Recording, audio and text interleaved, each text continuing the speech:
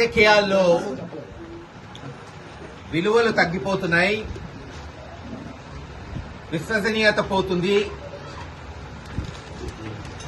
చాలా మంది కూడా అటు ఇటు మారుతుంటారు, ఒత్తిడికి లోనై అని వింటున్నాం. కానీ ఈరోజు చెప్తున్నా, డబ్బు ఎంత ఉంది, అధికారం ఉందా లేదా, ఎలా ఉన్నామని కాదు, ఎలా బతికామనే దానికి నిదర్శనమే ఈ రోజున ఈ నలుగురు ఎంపీటీసీలు, ముఖ్యంగా సువార్తమ్మ గారు మన మల్లవోలు ఎస్సీ కాలనీలోని ఎంపీటీసీ. డబ్బు లేకపోవచ్చు, చిన్నప్పటి నుంచి కష్టపడి కుటుంబాన్ని పెంపొందించుకొని పిల్లల్ని పెంచుకొని కష్టపడి వాళ్ళ రెక్కల కష్టంతో వచ్చిన డబ్బుతో ఒక చిన్న ఇంటిలో మల్లవోలులోని ఎస్సీ కాలనీలో హాయిగా ఉంటున్నారు. సుమారు 4 సంవత్సరాల క్రితం ఎంపీటీసీ ఎలక్షన్లలో ఎస్సీ రిజర్వ్డ్ వస్తే ఆమెకు అవకాశం ఇస్తే వైఎస్ఆర్సీపీ పార్టీ జగన్మోహన్ రెడ్డి గారు ఇక్కడి నుంచి గెలవటమే ఏకగ్రీవంగా అనుకుంటా కదా, రోజున 650 మెజార్టీతో గెలిచి చూపెట్టింది. ఈ రోజు చూసాం, మళ్లీ ఎంపీపీ ఎలక్షన్ వస్తే ఎంత ఒత్తిడి వచ్చిందంటే ఈ మండలంలో. మా పోరాటం తెలుగుదేశం నాయకులతో కాదు, ఇక్కడ మా పోరాటం పోలీసులతో. అది దాచేపల్లి సీఏ కావచ్చు, పిడుగురాళ్ల సీఏ కావచ్చు. ఆ కొడుకుని తీసుకెళ్లారు, గంజాయి కేసు పెడతా అన్నారు. చిన్న కొడుకుని తీసుకెళ్లారు, మళ్లీ మర్డర్ కేసు పెడతా అన్నారు. పాపం ఆమె భరించలేక వచ్చి నర్సరావుపేటలో ఉంటే వాడు కోడలు కూడా తట్టుకోలేకపోయింది పోలీసు ఒత్తిడికి.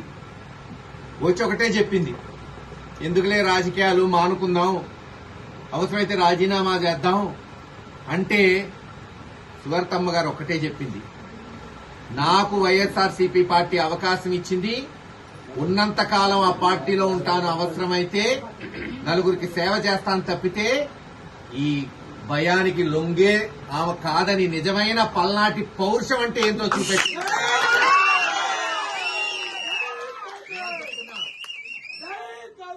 పల్నాడులోని అన్ని రాజకీయ నాయకులు కార్యకర్తలు నేర్చుకోండిరా బాబు.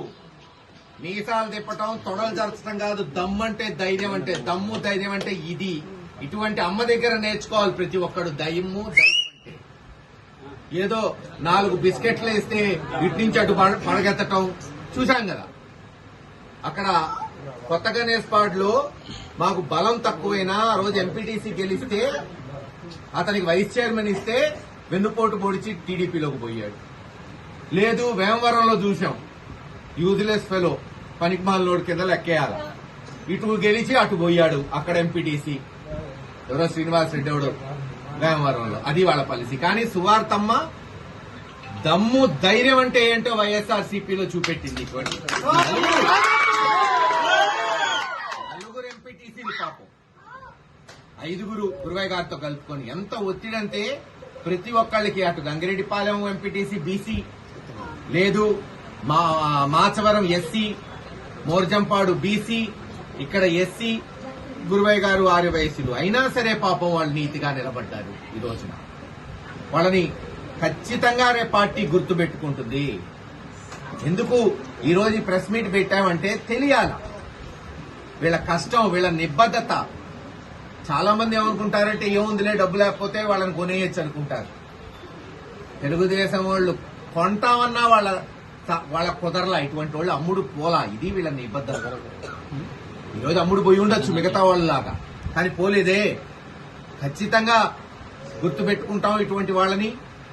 రేపు అధికారం వచ్చిన తర్వాత మొట్టమొదట న్యాయం చేసేది ఇటువంటి కష్టకాలంలో నిలబడిన నాయకులకి, కార్యకర్తలకి అని తెలియజేస్తున్నాం. అంతేకాదు, రేపు ఎవరైతే వీళ్ళని బెదిరించి అదిరించారో పోలీసులు చూస్తారుగా ఈసారి. రేపు ఎలా ఉంటాయో వాళ్ళ మీద కూడా మరి కేసులు ఎలా తీసుకొస్తామో అధికారంలోకి వచ్చిన తర్వాత అన్ని ఓపెన్ చేస్తాం, ఎంక్వైరీలు పెడతాం. ఖచ్చితంగా వీళ్ళ మనోవ్యాధికి గురైన వాళ్ళు వీళ్ళ చుట్టూరు తిరిగేటట్టు చేస్తామని తెలియజేసుకుంటూ సెలవు తీసుకుంటాం.